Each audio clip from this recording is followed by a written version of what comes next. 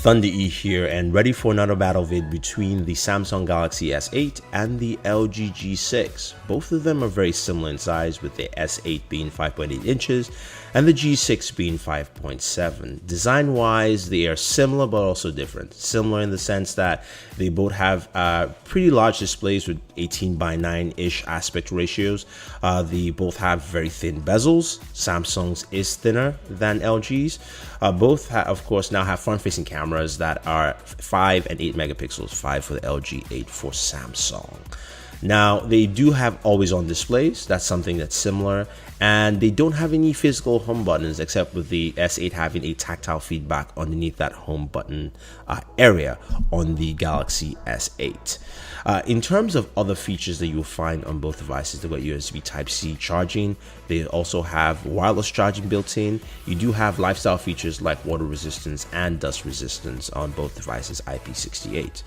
Now, when we look at internals, you're looking at a Snapdragon 821 on the LG G6 and a Snapdragon 835 on the Galaxy S8, which is pretty nice. Both have 4 gigs of RAM, and the S8 sports 64 gigabytes of storage standard. G6 is 32, both expandable via micro SD. So when looking at displays, both support HDR, with the Galaxy S8 display being HDR certified, and the LG G6 supports HDR10 and Dolby Vision. The Galaxy S8 display is Gorilla Glass 5, Super AMOLED display, so that's nice. The LG G6 display supports Gorilla Glass 3, so that's also very interesting there. Now, in terms of the ports on the device, or audio ports, you're looking at 24 bits for the Galaxy S8 and 32-bit support on the LG G6. So, I like audio, we can figure that out.